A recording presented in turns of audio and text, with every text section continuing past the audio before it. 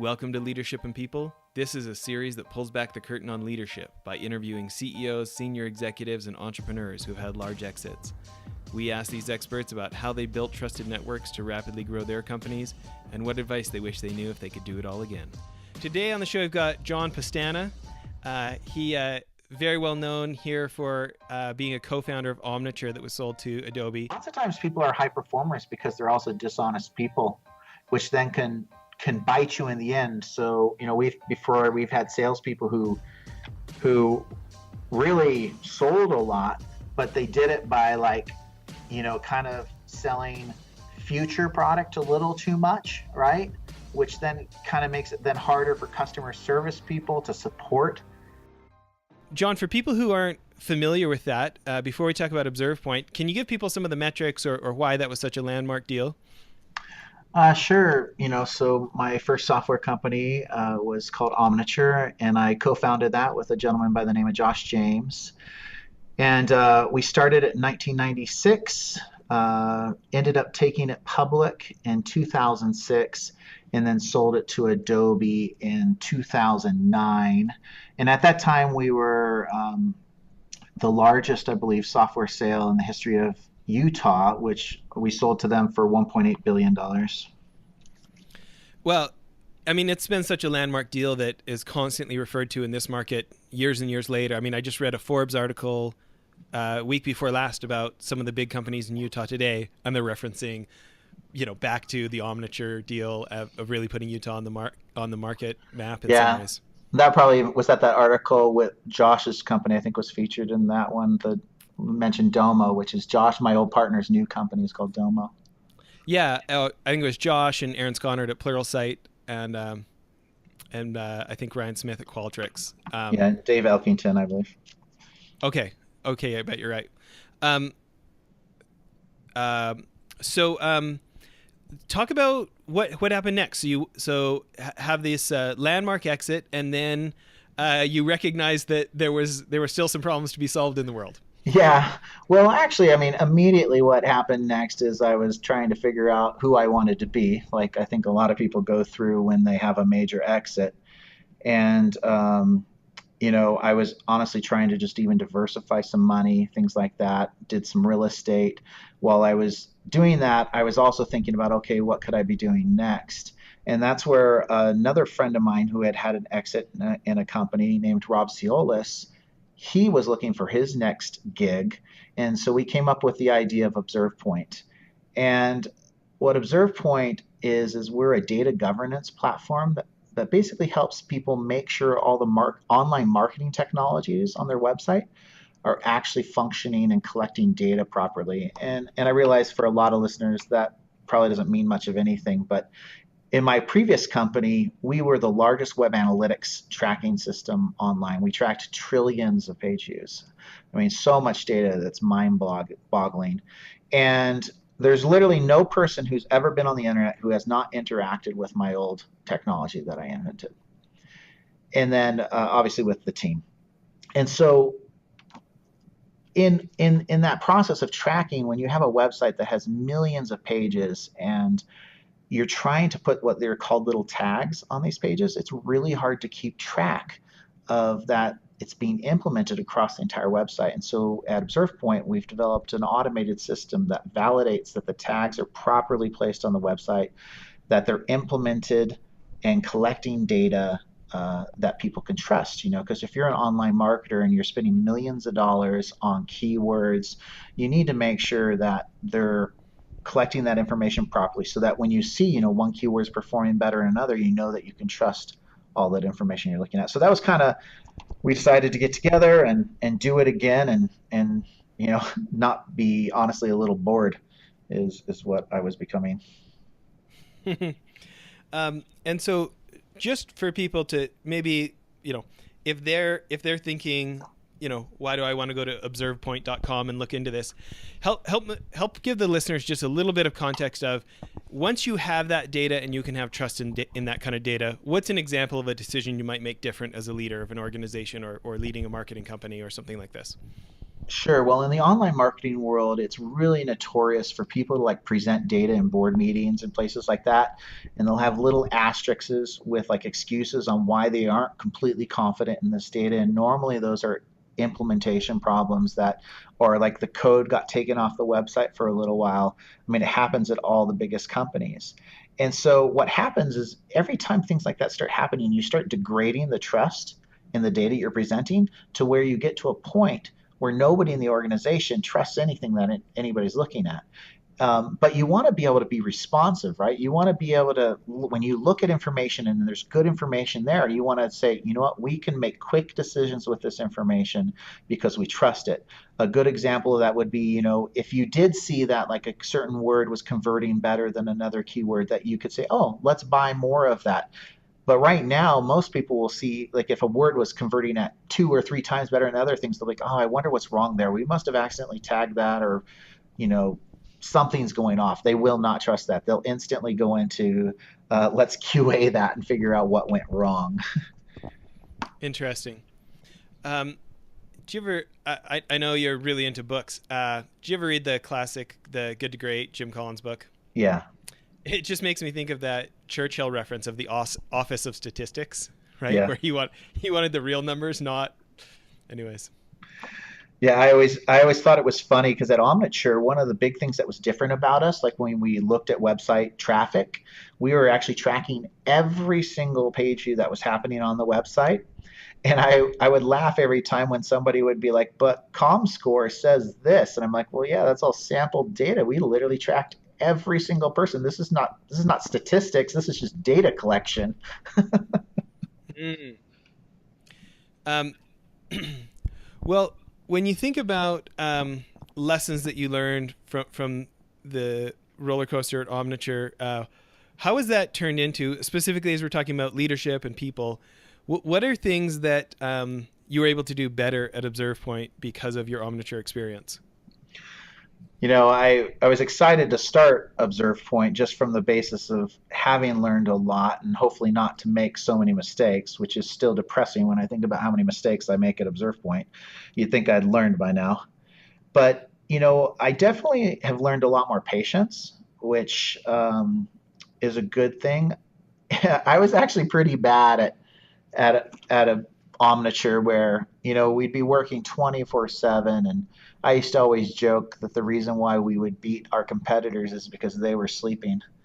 And I've learned a lot, with especially with family and things like that. Is like sometimes it's okay to go at a reasonable pace, even though I still like to push people hard. But I think I've learned a little bit that hey, it's okay. We can sometimes wait till tomorrow, and I don't have to stay up until 3 o'clock in the morning to get this done. And I think that comes just with time of learning that sometimes it's not as important as you think it is sometimes, and that definitely I think helps with relationships with family and kids and wife and all that.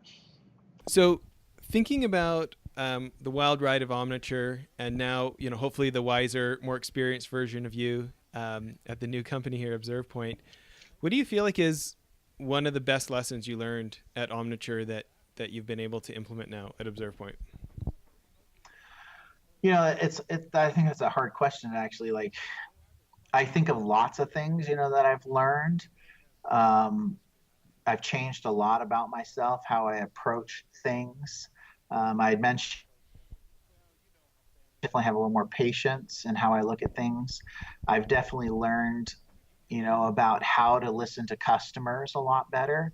How to even simple things like how to price a product, how to determine if there is a market for something. All those things are things that I had to learn the really hard way before that I understand a lot better now. The surprising thing is, even with all of that information, it's still just as hard, right? It's amazing uh, how hard it is to start a company, to get customers onboarded, to deal with the interactions of customers with employees, with just everybody involved, and keeping everybody happy. I joke a lot that it's like trying to keep a rock band together. You're just trying to keep everybody moving the ship forward, just keep the band together. and that's one of the keys to success. But I definitely like where we're at. I like the people that I'm working with, and that's the key to honestly to any company. And I one of the things I did learn at Omniture was to not tolerate jerks at companies, Hmm. and no matter how much value they bring to the company, maybe let's say a sales guy or something like that, if somebody's a jerk, they're just poison to a company, and just get rid of them. um, because it's funny, it's like a breath of fresh air when you get rid of people who are toxic. Everybody in the company will literally come up to you and say thank you, oh my gosh, everything feels so much better now that that negative, the negative person is gone.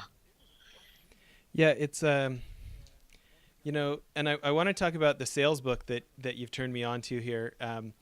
But I've heard something about that of like toxic numbers, where you've got this high performer so people don't get rid of them, but they're not taking into consideration how much everybody else's numbers are going down because you've got somebody like that contaminating things, huh? Yeah, it's not worth it. And lots of times people are high performers because they're also dishonest people, which then can bite you in the end. So, we've had salespeople who really sold a lot, but they did it by like, kind of selling future product a little too much, right? Which then kind of makes it then harder for customer service people to support that sale, because they sold the version that's three versions away, right? And in the software world, it's like, look, sell what we have, and you can tell them what that we have some stuff coming, but don't sell them on things that we don't completely have. I mean, I think it's actually great to inform people of, hey, here's our roadmap, and these are things that we're coming out with, but be patient and come with us. But sometimes I think sales guys get a little zealous, and they'll sell a little too much vaporware sometimes, which then gets the whole company in trouble, right?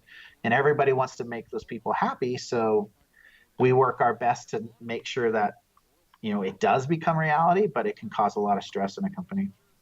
Yeah. So let's talk about this for 1 second. Sales is exceedingly people centric.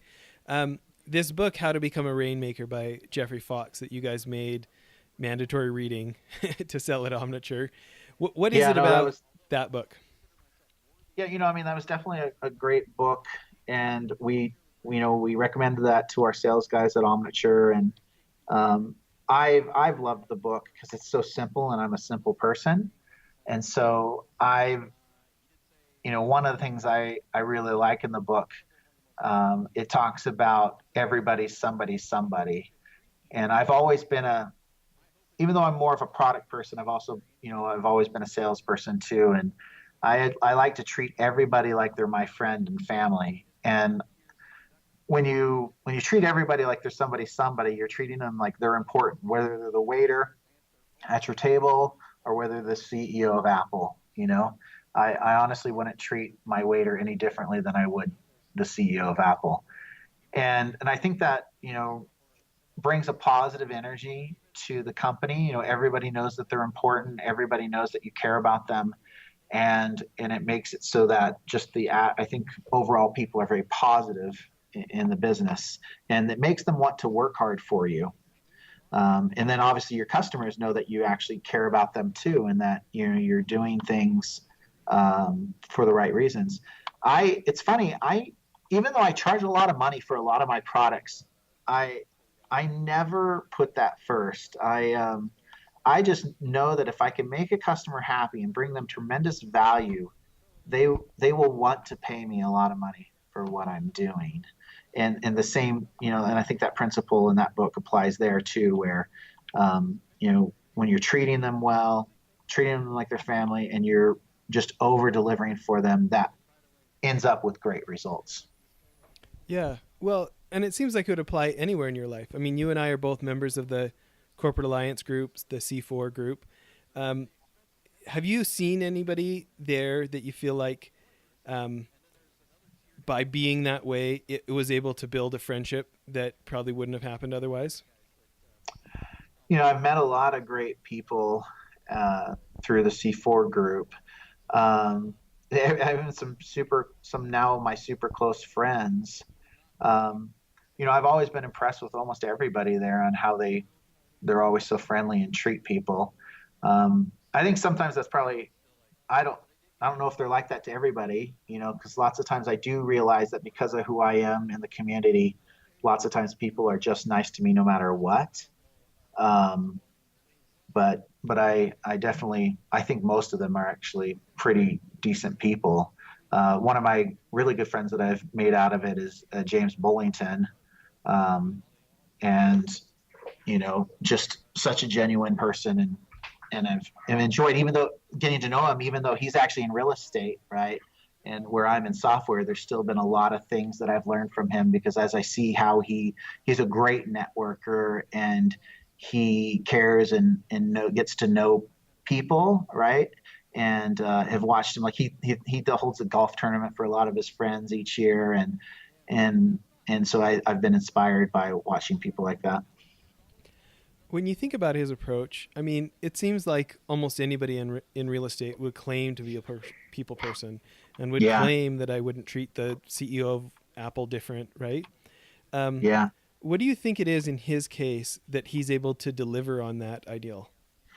Well, I do think it comes very naturally for him, and that is, I think, an important thing in life to understand your personality traits and what comes naturally to you. Um, I don't know if you've read the book Strength Finder. Love it. I'm a huge believer in that. That don't worry about your weaknesses. Understand your strengths and how you can contribute. So I do own quite a bit of real estate in some apartment complexes, and we actually use Strength Finder tests to when we hire our managers because we've determined what skill sets a successful manager have, and we make sure that any of our managers that we're hiring have the necessary people skills to be an apartment complex manager. Because you can imagine that that can be a hard task, right? Because you're dealing with a lot of emotional people when it's their living situation, right? And and so I do think somebody like a James Bullington who does great at real estate, a lot of those characteristics of being a networker for him come very naturally. You know, when I'm pitching that book to people or clients that I'm trying to get to read it, right? I talk about Michael Jordan didn't make much money playing baseball. Why don't we Yeah, help you find out what your basketball is so we can have you spend a lot of time doubling down on your basketball, right? no, and it's so true. And so many people, it's like our society doesn't do that for some reason. Our society is all about understand your weaknesses and work on them. It's like so crazy and backwards. Um, if everybody just really focused on what they're great at, somebody else will fill in your weaknesses. It's actually how I've hired my entire company. So my business partner, Rob Ciolis, is a wonderful individual, and he is a great organizer and keeping, he's kind of the captain of the ship, right? And I'm totally ADD. I'm like all over the place, but I come up with ideas faster than most people, and I have tons of empathy, and that helps me see situations that other people can't see. I mean, there's been many times in my career where I've come into a meeting and people have been discussing things for 30 minutes and can't find an answer, and I walk in and I give them an answer in like 2 seconds. Then and they're like, "Wow, how did we not see that?"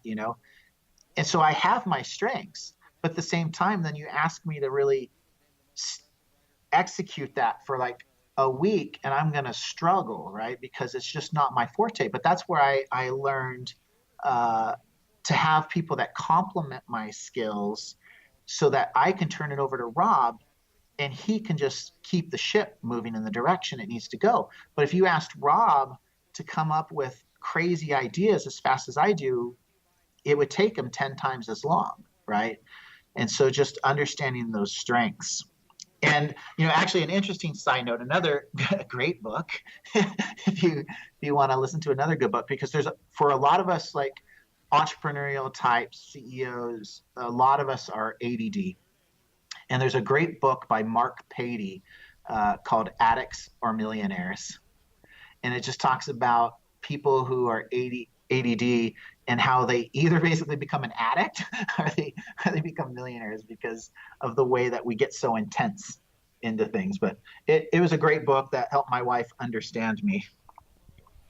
Okay, I'm literally searching it on audible.com right now because hopefully I don't have to read it and I could just listen to it. But that book sounds awesome. What's funny is Mark Patey, I know him personally, and he always jokes that there's no ADD person who's ever read his book. um, okay, so I didn't know this is where you were going to go with it. I'm on, I don't know, business number 14, right? And because I've got 4 going right now. And, Yeah, the previous 10, I'm kind of 2 for 10, right? And yeah, so, and the 2, more than made up for the other 10, blah, blah, blah. But I still am not super stoked about that ratio, okay? yeah, Um, I am I am really interested in, because I've made a lot of mistakes in whether it's co-founders or just support staff or different people. Um, I'm interested in how, that self-awareness for yourself, what you have done, like what does that process look like for you? Or what advice would you have for someone like me who wants to find that complementary personality type there? yeah. I mean, you just need, the more you understand yourself, the easier it is to look and find your equal opposite, right? Mm-hmm. The person who's going to offset you. And and so that will be different for everybody, I am I love researching stuff. So like, whether it's Meyer-Briggs or the Strength Finders or any of these Mm-hmm. things, I like understanding personalities and then finding a complementary personality. But, like Rob, my current partner, I've known him for, geez, 18 years. And so I had had a lot of experience in watching him do his business over a long period of time. And I thought to myself, this would make a good partner for me. Um, Same thing. I mean, no, if you're hiring a technologist, right? I mean, I'd say that's probably one of the hardest things for a company is to hire the technologist. Because like when I think about most CEOs, they can do pretty much everything else in the company. If they needed to step in and do the accounting, they might not do it perfectly, but they could do it. They could step in and do the sales. They could step in and do the marketing, but they can't step in and code the product if they're a software company. And that's definitely probably your hardest thing to fill in a company. Luckily, because of my previous life, I had a friend who had worked with me at Omniture, and he had actually moved on and became the CIO of Larry H. Miller Group, and then the head of software engineering for Vivint. And then I was finally able to convince him to come on board actually with us just only last year. But even that situation, he has a counterpart in our organization because he is very introverted and he is an incredible software architect. Well, we have another gentleman who works side by side with him who's more of the extrovert, loves talking about the product, and he heads software engineering.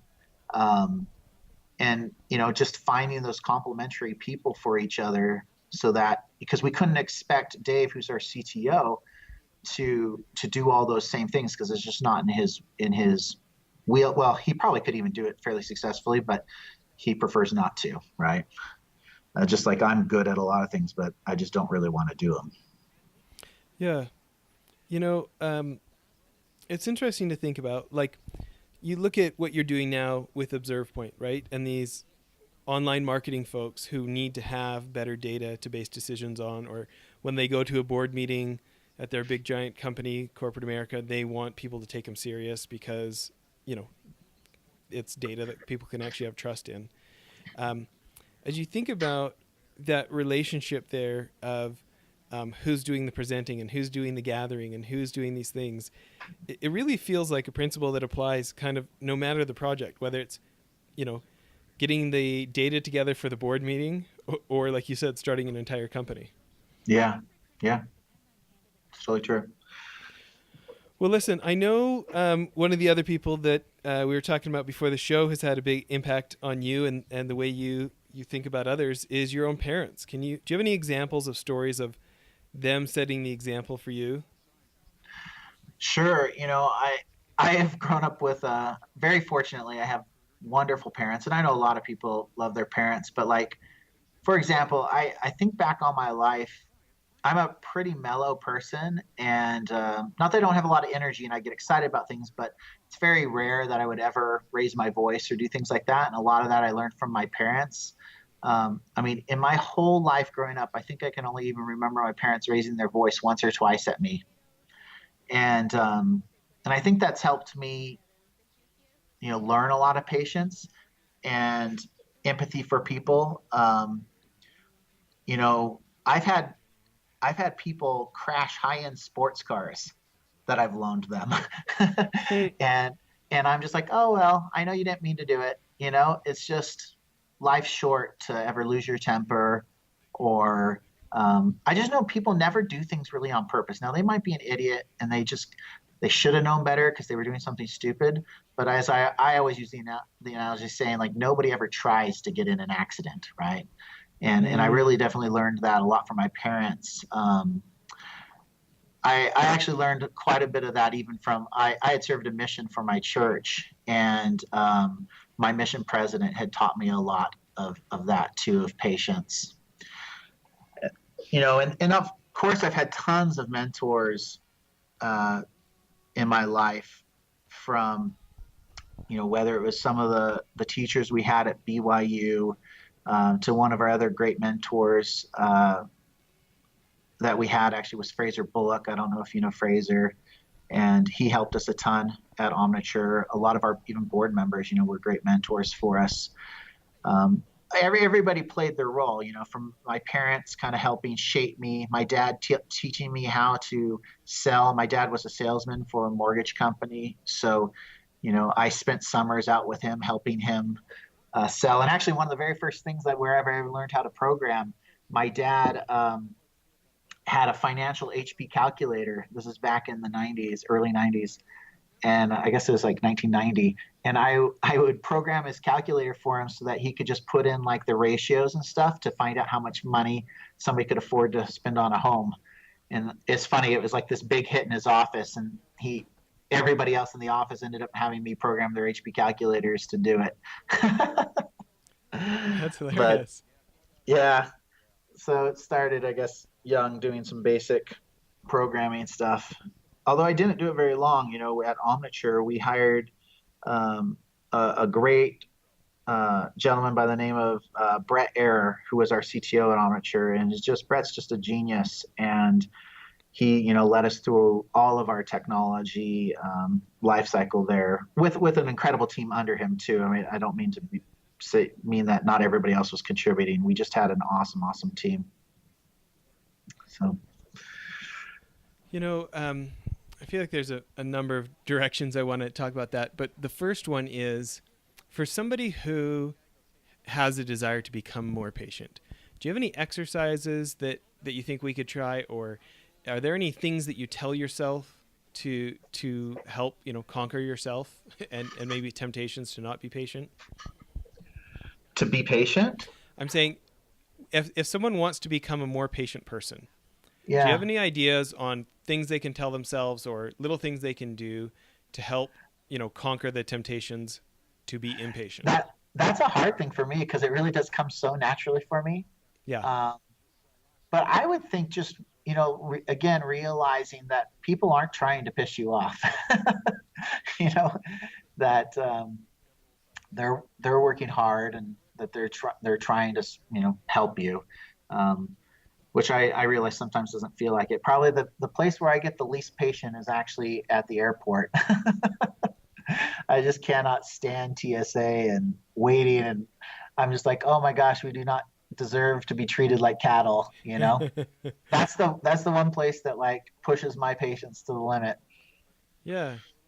You know, I actually feel like I know you feel like you didn't really answer the question, but I think you did. I think that you think about that viewpoint of assuming malicious intent as Yeah. such a trigger of anger. My hero in life is a guy I actually quit being an entrepreneur just to go apprentice under his company in the consulting world. Seems Terry Warner. He wrote this incredible book called Bonds That Make Us Free, and started a company called the Arbinger Institute. And he wrote this book called the Oxford. It's a collection of his papers when he was at Oxford, and his paper's called The Delusions of Anger. something, Anger and Similar Delusions, I think it's called. And he talks Yeah. about why is it when somebody smashes into us, in a lineup or something, they bump into us too hard and we look at them just glaring, we're just ticked, right? And we assume that they made us angry. And then as soon as we find out that they were pushed into us, all of a sudden our anger towards them evaporates, and the guy who did the pushing is now the one who's the focus of all our anger. And it's Yeah. it's not the act itself, it's our decision that we have decided they harmed us when they could have chosen not to, out of like malice or contempt or something. And having that viewpoint, like you said, like nobody's trying to get in an accident. Yeah. All of a sudden, like our blaming of them as the fuel for our anger and impatience seems like it would go down. I think a lot of it stems from, we all have that friend who drives like an idiot all the time, right? Mm-hmm. And we've told them a million times to like, hey, you should probably drive a little less recklessly. Sometimes those are the people getting accidents, and we think, oh my gosh, I've told you a million times to like not be such an idiot, And I think that makes it difficult for some people. Mm-hmm. But actually, this reminds me of something, like when I think about what I hate about like an airport and how they treat you there. It all stems from fear. It stems from those employees at that airport have fear that if they don't do the things the specific way that some rule book mandated, they're going to lose their jobs. And when I try and run my companies, I try and make sure my employees know that they are completely empowered to make decisions to make things right. So remember, we all heard about the story about the Delta or the United passenger, right? Who got kicked off the plane, drug off the plane. And of course, we all think that was horrible. And again, the reason why a lot of that was horrible was because they weren't empowered to just, keep offering somebody an amount of money to get off the plane, right? We all know that if they had even probably doubled it, they would have had 6 more people volunteer to get off the plane, right? And instead, their market cap lost $1 billion. Yeah, but then I think it regained it all back anyway. It doesn't. But that being said, it still wasn't the right thing to do. It's still from leave the emotional and moral part out of it.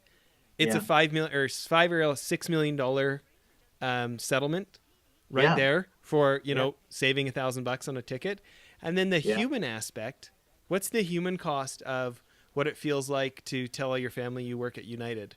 And Totally. Well, so I had a situation where I was running to get a Delta flight, and I could see the gate, and the gate agent looked at me, and it was me and 3 of my friends. This was back in the Omniture day. We were running as fast as we could to the gate. She looked at us, wagged her finger saying no, and closed the door to the plane. Like, who does that? Right? Now, it's because she's been told we have to have on-time departures. It's like, seriously, we were talking about waiting 30 seconds for us to and then maybe she would have had to refill out one little piece of paperwork, kind of a thing. It's, but she probably had this initial desire to do you guys a solid.